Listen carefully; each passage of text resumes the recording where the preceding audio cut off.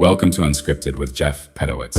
I sit down with remarkable people from very different worlds, security and science, business and medicine, technology and the arts, for honest conversations about AI and where it's taking us. No scripts, no talking points, just what they actually think.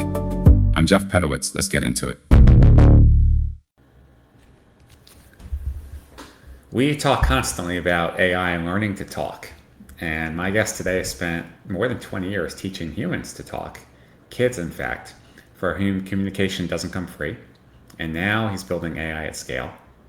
He's also a drummer, amazing individual and a good friend of mine.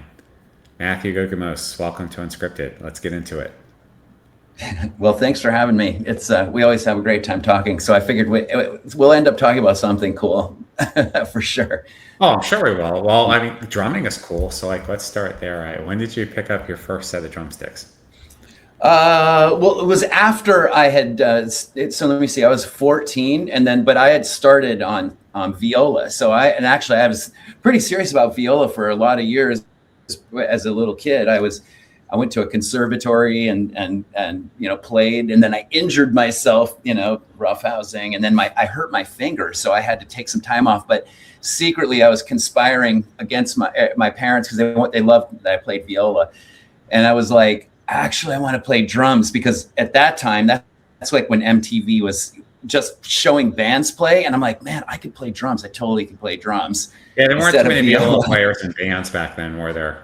Yeah. No, it was hard. You had to play in an orchestra. It was like, you're doing concerto, or, you're not even doing concertos. There's usually violin concertos, So I was like, even though it was cool, I always could just hear drums in my head, And so when I started, no one's good when they start anything initially, but I had a head start because I understood music and I understood like the parameters of music, how you put it together, just, in a rudimentary sense. And then, and then I ended up being pretty serious about it. I went to music school at Michigan State University, and then ended up playing in the Jazz Band 1, which is the top jazz band. And then I stayed there for far too long, like 6 years, taking lessons. Sure, it was because of the music. That's why you were there for 6 years, right? Yeah.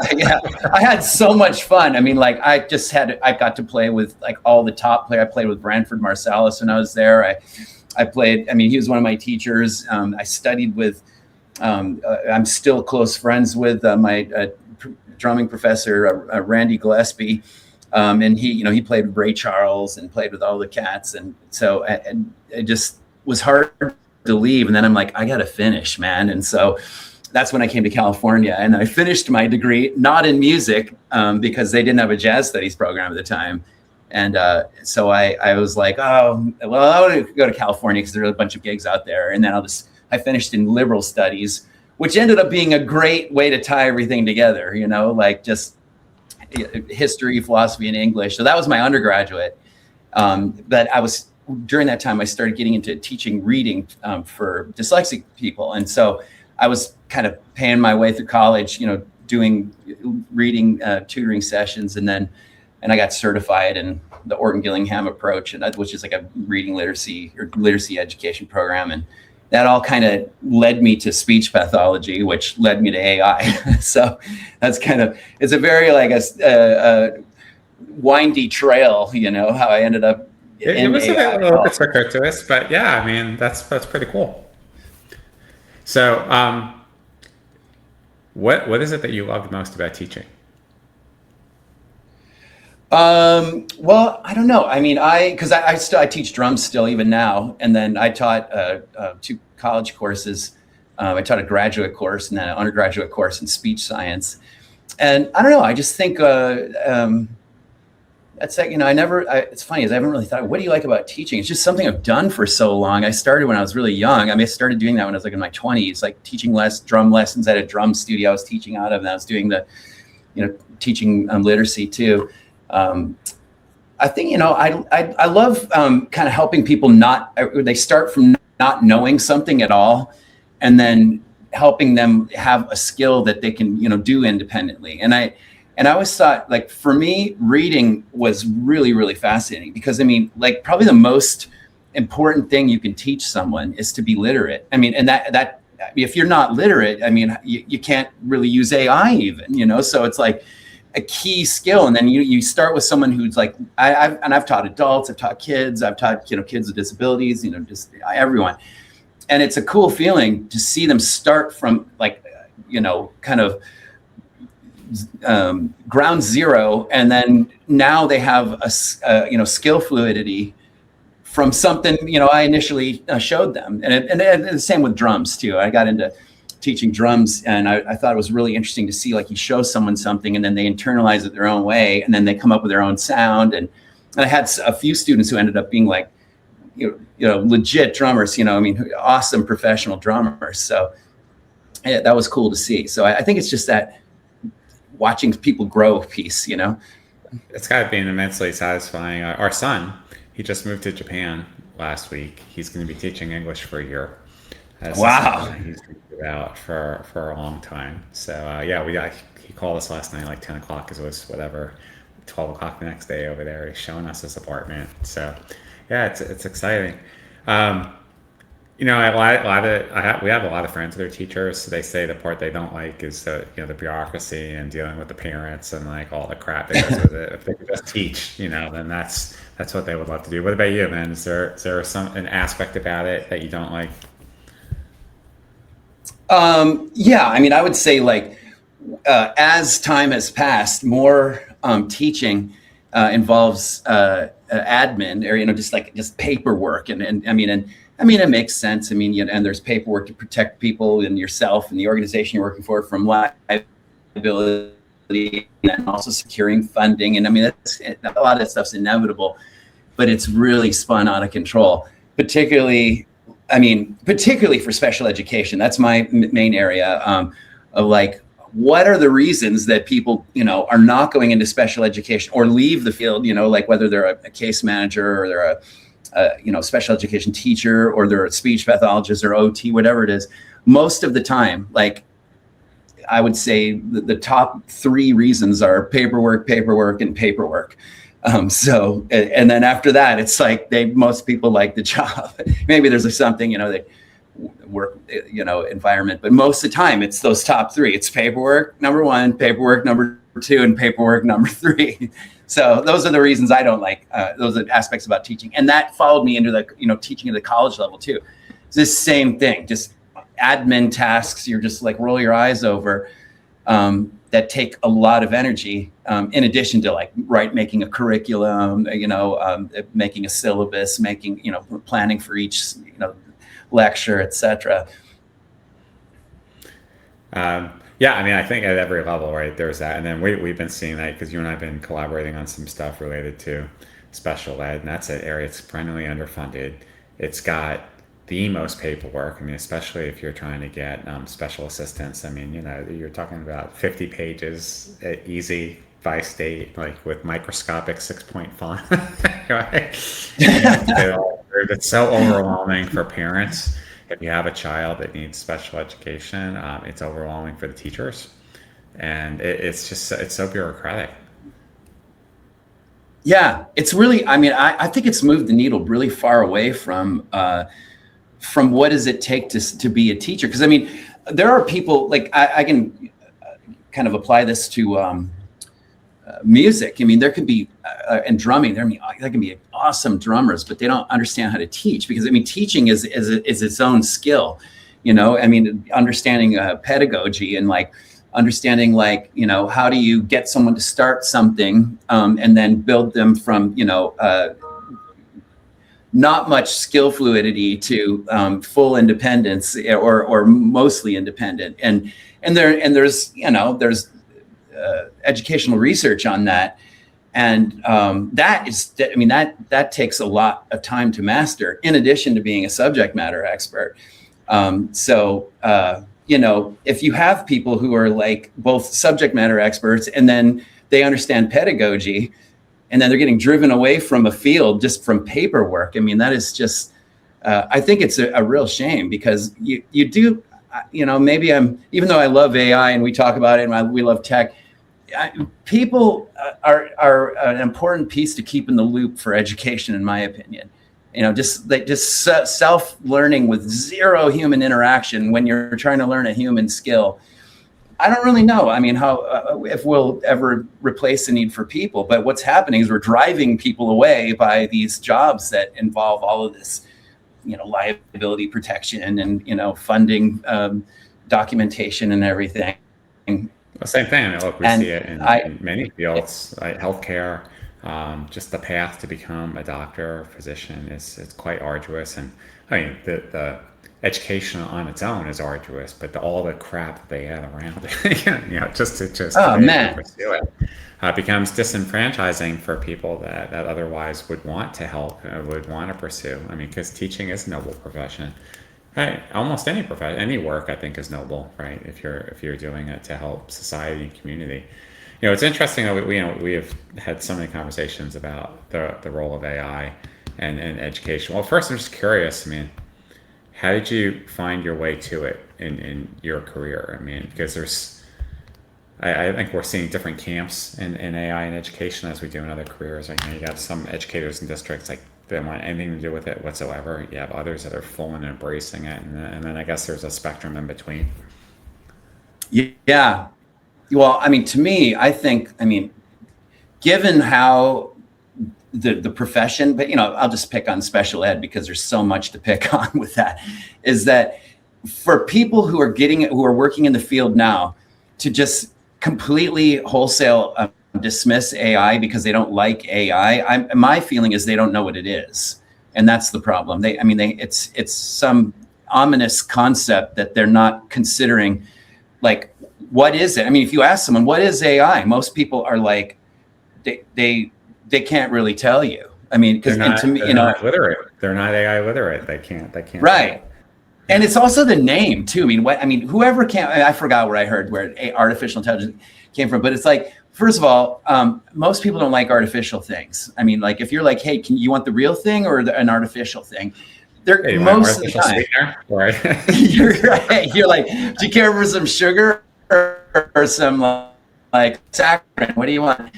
Most of the time, people are going to go with the real thing. And then, so that's one problem with the phrase. And then two, intelligence, you're like, we're still debating what it is. Like, how do you define it? Is it this? Is it test scores? Is it, the capacity to learn and apply skills? I mean, so and then it drives people away. And so for me, I've always been interested in technology. And I remember just reading about it. I think the first thing I read about was someone talking about using Bayesian analysis to make predictions when given a bunch of data. And I was like, what's that? I'm thinking that's kind of cool. And then I read about it. I'm like, oh, well, actually that's how people's brains work anyway. And I kind of got interested in it. I was just reading about how it worked a little. Just trying to get a cursory understanding of it.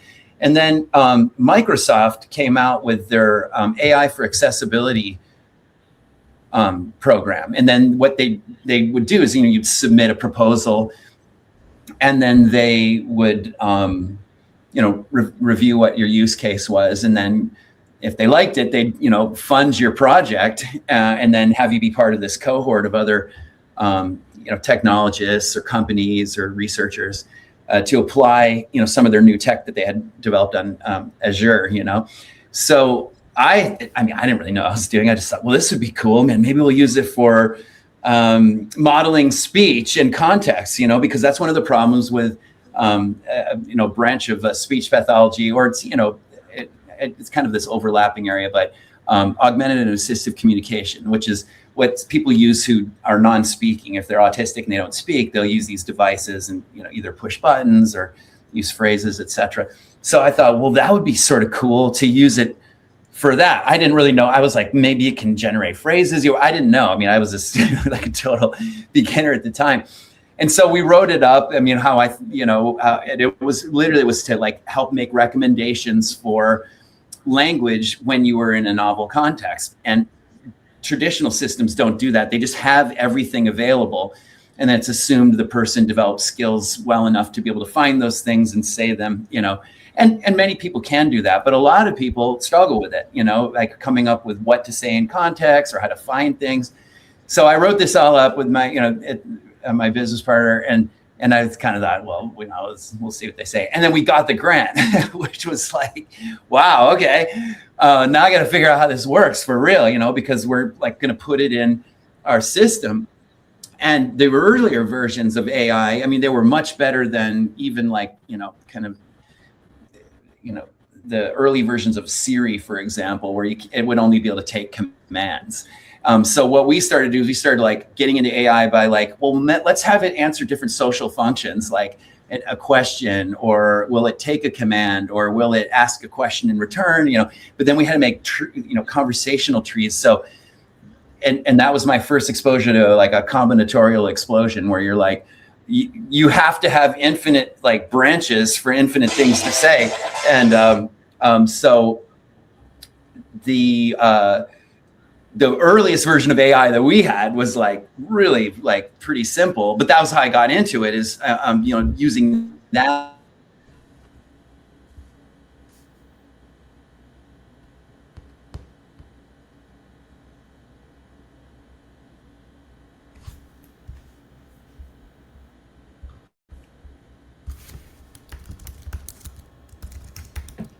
Oops, sorry, my network went down for a second. Yeah, you heard. I don't know if we're okay. Sorry. So, but anyway, that was kind of like my long road to getting into AI as an educator. Is I was applying it for building augmentative and assistive communication systems, and when we look at what that version it was compared to what's available now, I mean, it was like, you remember those old bicycles from the 1800s with the giant front wheel, and then yes. that was a bike, compared to like an electric, full suspension mountain bike that goes like 35 miles an hour or whatever.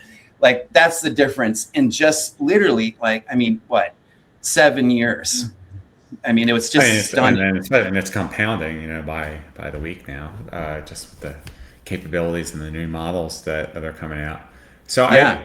It's language is about patterns, right? And recognition and I think if you can understand components of speech, but for people that struggle with it, if they are autistic, do they see different patterns? Do they have to learn differently? Well, I think one of the things about language that's confusing, in terms of like, what kind of intervention you choose, or why people may not talk, or why they say some things and not others, is because, for many years we treat language as sort of this physiological process. Like, when you grow up, your bones grow, or you grow hair, and you get adult teeth, and your fingernails grow, and all this kind of stuff. That's not how language works. Now, it uses physiological processes and cognitive processes, but people say things because there's utility to the things they say. And then they listen to things, for the same reason. I mean, and I'm not the guy who came up with that. It's actually based around this work by this researcher named Michael Tomasello. And it's usage-based linguistics, which is like you learn things that are useful, and then you say the things that you hear that are around you. But one of the things that can happen in environments where kids, we'll say autistic kids, I see a lot, is that maybe they live in an environment where it's not necessary to talk. And then because of just sensory challenges and emotional regulation, all these sort of things. Like if you tell someone, we see this a lot, working with clients, like, so you offer them, like, do you want, which one do you want? And then they take it, but don't say anything. Well, and then the parents are like, well, they'll say, well, they're not saying anything. Well, they don't need to say anything because you said, which one do they want? And they took it. Or if they're like, do you want this? And then they walk away and they're like, well, you never says no. I mean, I asked a yes, no question. Do you want this? And then you walk away and then the parents remove it. Well, why are they going to say no? Because any language is hard. Like even your first language. I mean, if you ask the average person, you ask like 100 people on the street, how many languages do you speak? I mean, more often than not lately, you're going to say Spanish and English, but even that, you don't see tons of people who are like speaking 2 languages in America. And the reason for that is, I mean, what's the reason there isn't a big role?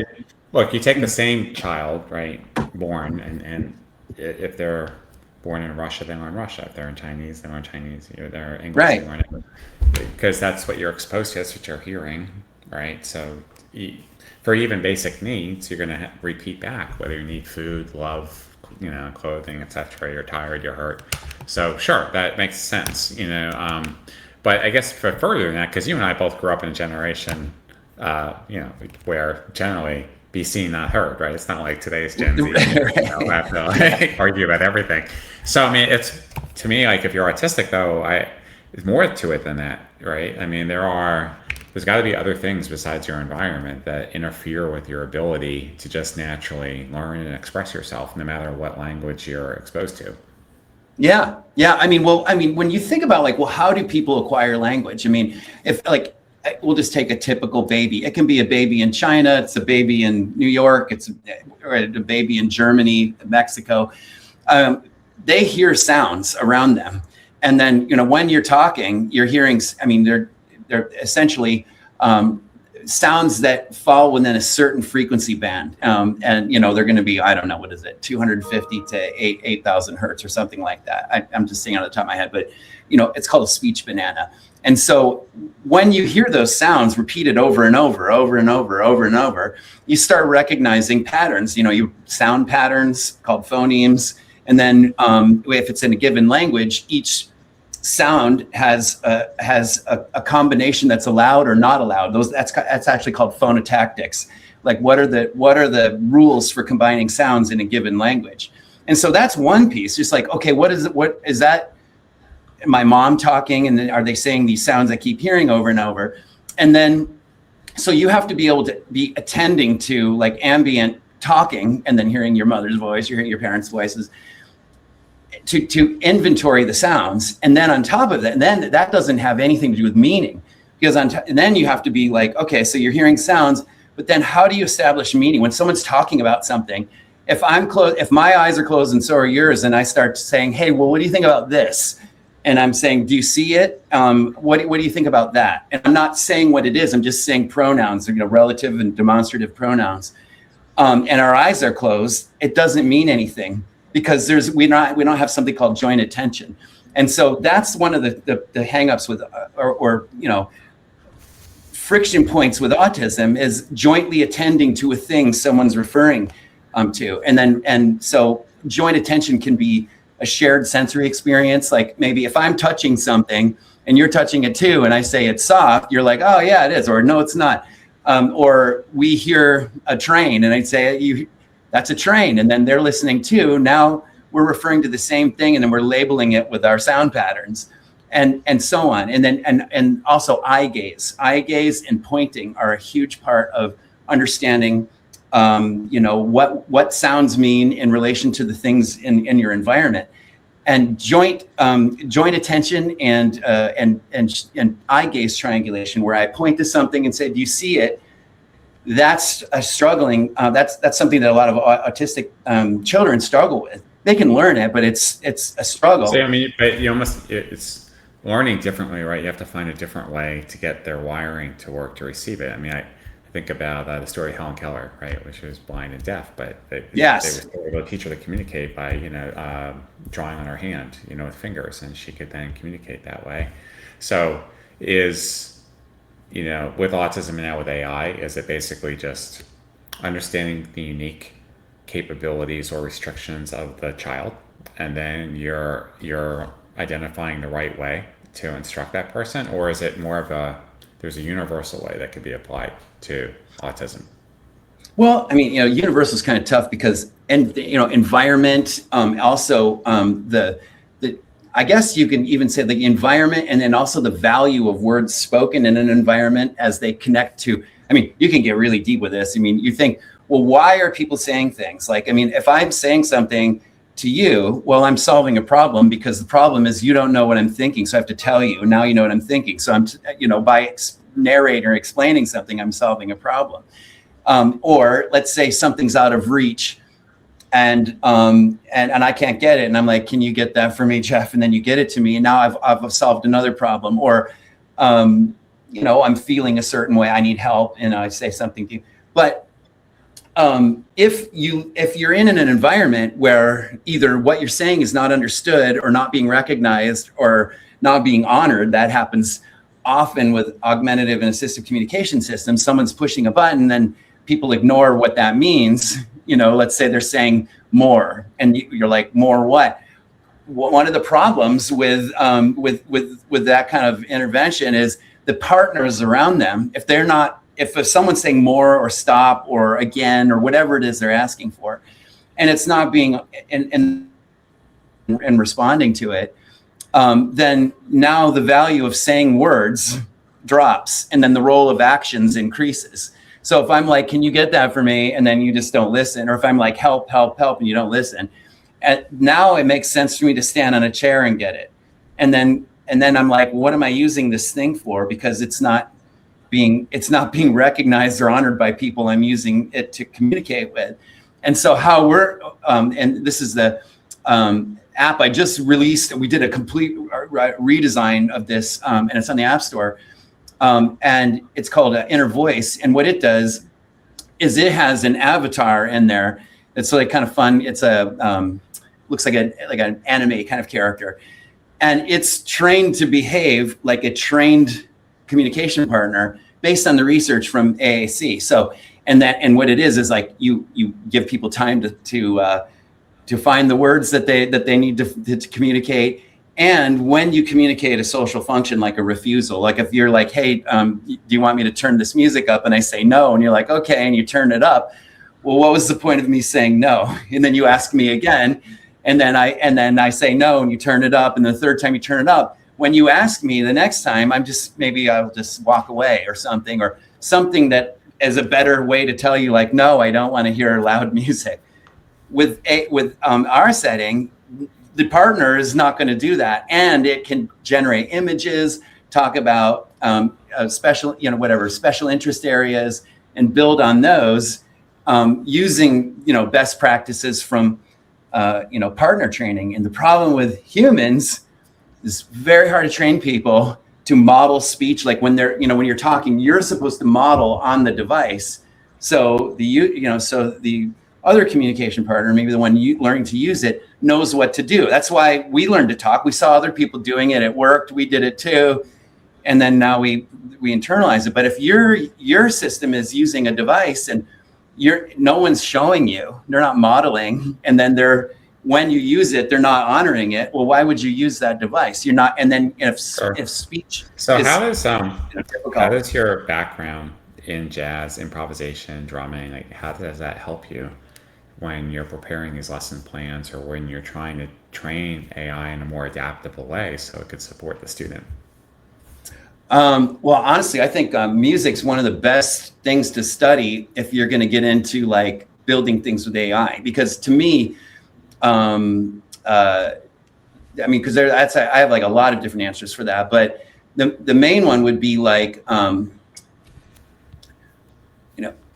music and jazz, particularly jazz, and other things that involve improvisation have kind of similar rules. They have kind of like degrees of freedom for skills, and then how they can be chained together with other things. So language is actually is like one of the best models for how improvisation works, because we're improvising right now. We didn't write scripts and then I'm going to read something and so are you.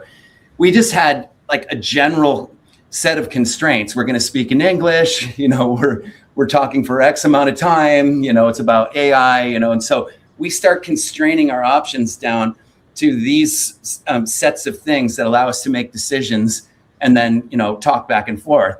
And that's exactly how music works too. I mean, you have a key, you have a time signature. You're improvising, but not improvising. Like you are improvising, but within an operating model of constraints. So yes, yeah. And a lot of people, this is what's really weird about language, and then also about like improvising, and then a super interesting branch of mathematics called combinatorics works, is that like you can have a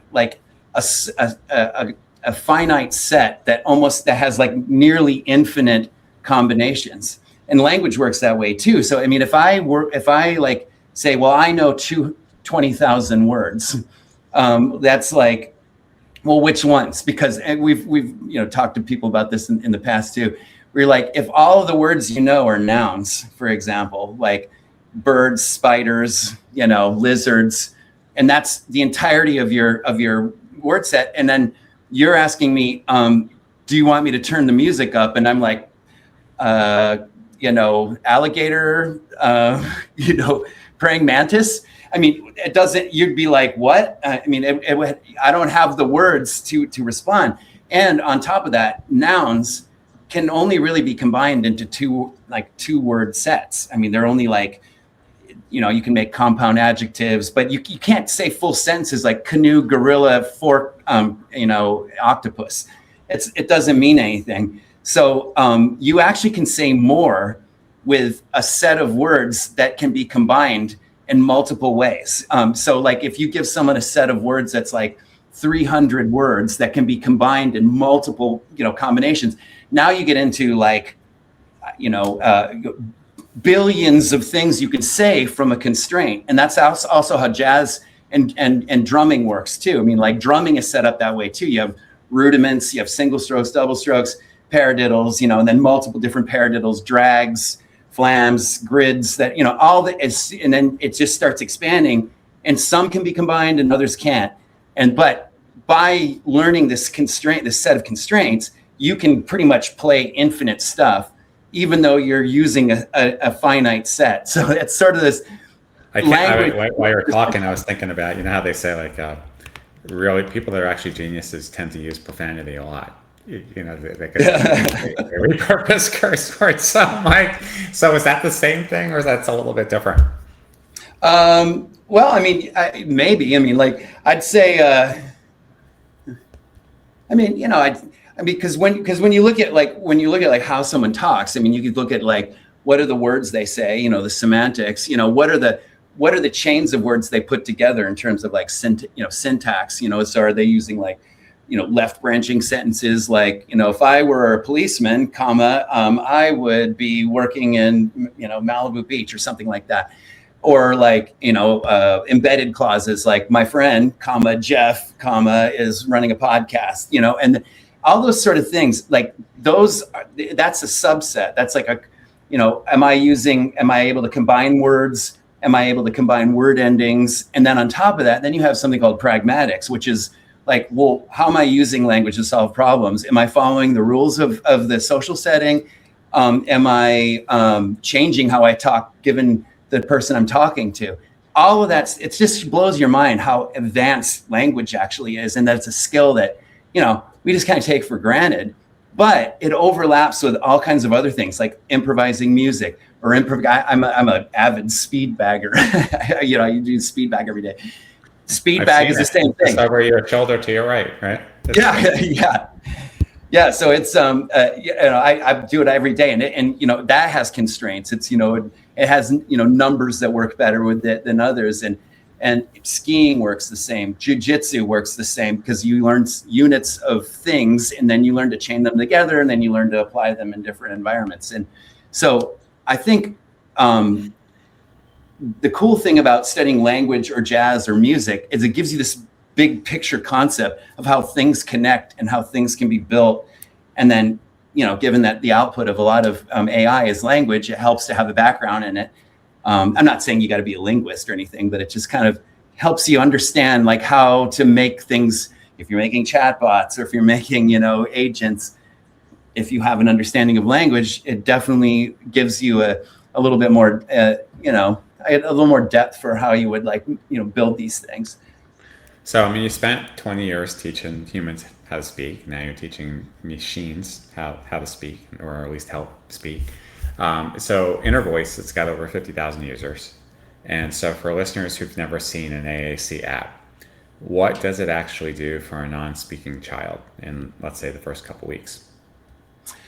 Well, what it does is it has a few things. So one, it can take the immediate surroundings. You can take a picture of it, and then it can assign words to what's in a in an environment. So I can take a picture of our conversation now, and it would say, oh, there's two people on a computer screen, and then it will put phrases like, what are they talking about? Or, can I talk to, and it'll just pre-populate it with things that a user can say. So that's one of the things it can do, is it can generate novel utterances within novel contexts.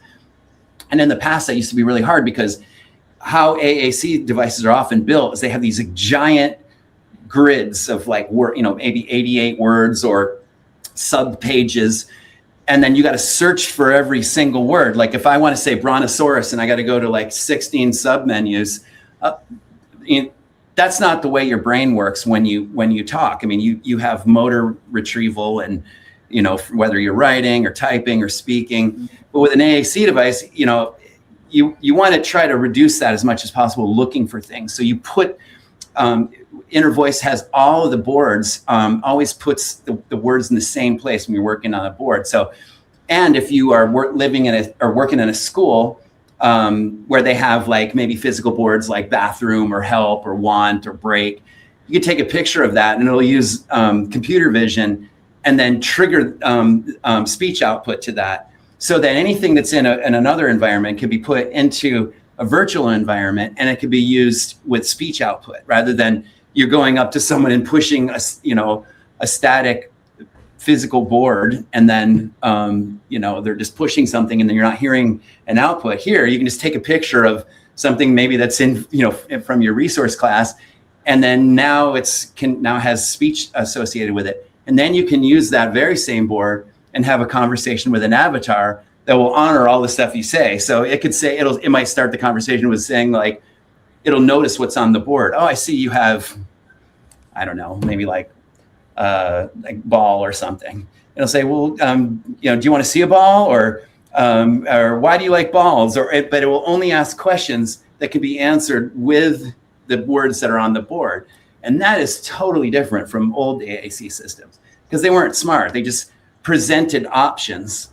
It's sort of like, if we all have the option to say every single word in English, we never say all those words. We only say the things that are necessary in context.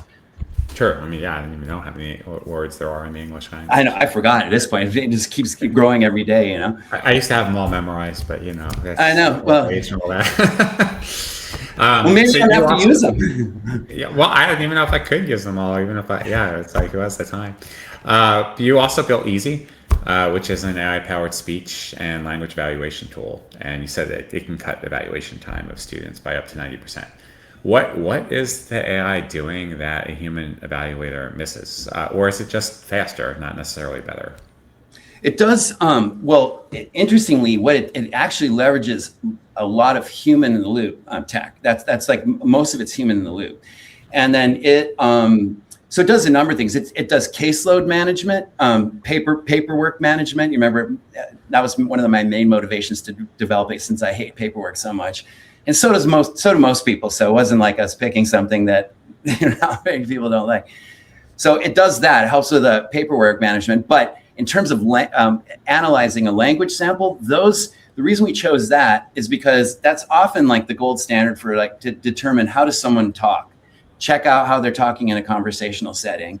And then, you can look at things like how many words do they say, what type of words, syntax, what kind of like sentences are they making? Are they putting word endings in? Are they, how are they pronouncing words? So in the past, when you would do this, and I used to do this because I was a independent educational evaluator too. So I would like do these like kind of contentious cases, and then I would come into the evaluations and then write these reports, and they would take like 6,000 years, like for real. I mean, they were just, so you go in and now you do something with the kid, you have some kind of engaging activity, something they're interested in, you try to get them to talk, and you're either typing or writing down what they're saying, or maybe you're recording it. So a lot of people will just record these while they're doing some activity for maybe up to 30 minutes. And then after that, then you go and you type everything out. And the gold standard is 50 utterances or 50 things a person has said. Not 50 things that were said between two people. It's 50 things that were said by the person you're evaluating. And then you go through, and then so you got to write all those out. And then you go and you count things called, these are among a number of things, but things called morphemes. Morphemes are like single units of information, the smallest unit of information in a word. So like cat is one morpheme. Cats is two morphemes because the plural S actually counts as its own unit of information. So you go and you count every single morpheme of those 50 utterances, and then you add those all up and you divide them by 50. That alone takes like half of the 6,000 years right there, you know. And then you're analyzing the syntactic structure, like what kind of sentences are they, and then you're looking at like, well, what social functions were they using? Were they asking? Were they commanding? Were they refusing? Often that would take, I mean, it could take, 6 hours or something. I mean, that's around, like if I were doing like a serious, like everything hand, and then the other part, if you want to notate the way people pronounce words, you use a special alphabet called the International Phonetic Alphabet, and it has its own alphabetic characters that represent English, and well, just language speech sounds. And so then you go through and you're like writing all these little things for each. And it just reminding me. Did you ever watch what was it, Zoom or the Electric Factory when we were kids? Yeah. And they were teaching you how to spell, and it would have that little sound after, like da, og, da da da da da, ka, yeah, cat, da da da. Like sit there like Saturday morning, like watching this shit. I guess it's sort of that principle. Yeah. You're like basically, and then you're hearing the sounds, and then it has its own alphabet that you're recording. So that's another time piece. So our system, this is wild. I mean, so basically you can take an audio recording. Let's say, a kid likes Play-Doh or trains. There's an easy one. A lot of guys like trains. So you're doing something with trains, you're doing something with Play-Doh, you're doing something with Legos. You're just recording them doing stuff for like 15 minutes, 30, maybe 30 minutes max. And then you take that audio recording, you can upload that, or you could record them in real time. So you can do either one, record in real time, or just use your phone. And then, and so you upload that, and then the system uses a bunch of sophisticated, this is the stuff that I probably got way more gray hair now. I'm trying to fix this prior to when I started, but it's called speech diarization. And speech diarization is when you have a single mic and then you are recording two people talking. And so what's really difficult is parsing who's saying what when you just have one microphone. In the past, it would just attribute everything to one person, which is completely useless if you're trying to see what the kid is saying, because then it would be attributing adult speech to the kid. So we had to figure out how to, parse. This is a kid talking. This is, this is an adult. And then I used, and I was the guy who designed this, where, so you use all that linguistic analysis in addition to acoustic analysis. So it's analyzing acoustics and all kinds of stuff. And then an agent looks at those and goes, okay, that's probably the kid, that's the adult. And then it makes a transcript. And then that's where the clinician goes in and says, and they can listen back and go, yes, yes, yes, no, that was the adult. Yes, yes, yes, yes, no, that was the child. And it happens that the hardest thing to transcribe for AI-based speech transcription is children's speech, because just access to the data, and then there's so much variation, and in the pitch range, because most of these systems are built around adults. Enunciation. So it was like, oh my God, that took forever. Anyway, so with that, now we have that working. And then now you have your guy. So you talk a lot also about being a systems conductor. I guess it's part of maybe coming from your music background. But in your talks, you're talking about, hey, you're not supposed to master every instrument, but you should understand each person's role. So how do your background? You're a speech pathologist. You didn't have a specific computer science degree, but now you're a CTO at an AI company. So what does that say about people who can lead AI work? I guess because I think some people maybe have this perception or misconception, I guess, that, hey, I only can be a technologist to lead AI. Yeah. Actually, I'll give away one of my secrets. I mean, I think maybe you do it too. But how I would learn to understand, just like I'm like, what is grep and what is all this kind of stuff? What is it? What is all the kind of terminologies that that you have to learn as you develop things full stack. Because I went from like just kind of like, what is this, to like now I develop stuff on the cloud and Amazon, or whatever, wet cloud structures. How I did it is when I didn't understand something, I would say, explain this, every single thing in this, brief about, the code, or I'm like, oh gosh, I can't read that Python very well. Explain every single line using music analogies. And so it would say, it would take this word, and then it would give me an example of, okay, well, this is like this kind of music principle. This is like that music principle. And then that's what I do. When I don't understand something, just explain it to me, in musical terms, because interestingly, understanding a musical score is very similar to how to build things for AI. Beethoven couldn't go over and show the timpanist, okay, well, let's work on how your fulcrum is, or let me show you how I want you to hold the stick. He didn't know. I mean, he just, or whatever instrument, French horn, cello, he had an understanding of the parameters for how those instruments worked, but it was through his understanding of music, like maybe the dynamic range, the keys that could be in. Well, that's how I learned coding, is I would say, what is this? Explain it to me as if I'm, learning a snare drum etude, and then it would explain it like that. And then I could just do, it's basically associative learning, association learning, using analogies. And I think that's a go-to thing, because maybe someone's an expert at carpentry or something. Explain to me, I don't know what that means. Explain it to me in carpentry terms, And I love that. I think it's something it that very, people can do. Practical, right? But in a lot of ways, that is the best way to learn, right? Relating it to something someone already understands, so it's more yes, applied, and it feels more natural versus something that's foreign. So, I mean, you weave music into everything, and music is about rhythm and keeping time and keeping up with the beat. How does an AI system keep time, and how do you know when you're missing that instrument, right? Or somehow it doesn't sound right? What are you looking for? Well, I'll have to say this, maybe I'm a little biased because I'm not used every system, but AI is a pretty bad musician. In terms of what I think a musician is, how the musicians I work with, because I do gigs regularly, and we show up, we have charts, and someone says, hey, in this section, let's do this, or here's a figure, let's play this together. And then people can just adapt and take their skill sets that they already have on their instrument, and then just, they have a lot of degrees of freedom in terms of how they can apply that. And then also, musicians know how things sound. AI is making code outputs with with whatever labels and stuff attached to them. And I have recently, I've kind of been playing around with those. I was like, I wonder if Claude can remaster a recording. And I was like, let me see what it can do. And now it could do some stuff, but it was awful at anything I asked it to do. Where I was like, here's a drum track. And I told it, and this is stuff, you could talk to an awesome musician. This is how they talk. You're like, okay, I'm going to play this like a Meshuggah drum beat. Meshuggah is like a kind of a technical metal band. I'm a big fan of, and the drumming is really complicated.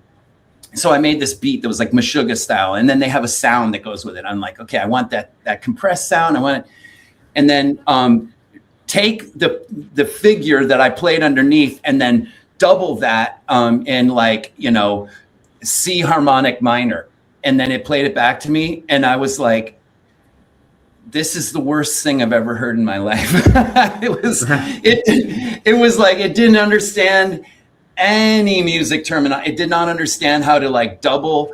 Doubling is when someone's playing something. But that's Claude, which is more of a general purpose LLM. But what if you used an app like Suno or Udio? Would you be able to have a different output? Same thing? Same thing. Because I'm like, I've tried that. I'm like, okay, I wanted to play something in 1916, like Frank Zappa's Keep It Greasy, and I want to play it like Vinnie Colaiuta. And then you stack on top of that, break down the time signature into a group of 7, a group of 5, and a group of 7. Nightmare. Can't do it. It's just not able to do it. Or I'm like, I want to play. Maybe it will later, but I'm like, it's going to be hard to train it to do this stuff, because where you can trip up generative AI, and maybe I just haven't used enough of it. But when I've tried using, particularly even Suno, where I'm like, I like these things that are called tuplets, which are it's like if you think of each beat as as a pie pan, like a pizza. Let's think of it as a pizza. Each beat is a pizza. A pizza can have any number of pieces. It could have just one piece. You just eat the pizza, or you can cut it in half, or you can cut it in thirds. You can cut it in fives. You can cut it in sevens. Tuplets are generally numbers that are like fives, sevens, nines, 13, 11s, 13s, etc. When you say we're going to use a tuplet grid of quintuplets, and then I'm playing X, Y, and Z, I just did one of these. It just could not. It didn't have any training for it. And just so it was like, yeah, because it doesn't have any training on it, Yeah, and then not a lot of music uses that, like it's kind of very specific music, and it's probably a training thing most likely. We still need people. Every guest on the show ends up telling me what humans must consciously hold on to as AI evidence. A learning scientist told me agency. A physicist told me evidence. So what's your answer? What's the one human capacity and communication that we cannot outsource to AI? Oh, yeah. I mean, I would say understanding multi-sensory communicative intent, I mean, in real time. And this might change though. I don't like to say, AI won't be able to do this, because I think as soon as AI is ambulatory and robots, and then it can scan people's faces, and then it can detect tone of voice, and then it can think of social proximity, all these sort of things. But, how's a robot ever going to be when you shake hands, it's a person's hand, and it feels a certain way, and then it, releases neurotransmitters, and all those sort of things. I really don't see how a robot is going to replace that. When you shake a robot's hand, I mean, maybe for initially you get a dopamine rush because dude, I'm shaking a robot's hand. But when you haven't seen your robot in a while, and then you shake its hand, I mean, is it the same as shaking your friend's hand? You haven't seen it. It's just not going to be the same anytime soon that I can think of. Mm-hmm. Well said. Hard to believe we ran out of time. We'll have to do this again to go for the next hour. So good to see you, my friend. Oh, man, this is great. I mean, talked about a lot of weird stuff, so we'll see if people are into it. Yeah, well, and then, boy, we didn't even cover half the stuff that we usually do in a bar, so we'll have to save that for next session. Matthew, thanks a lot. Well, thank you.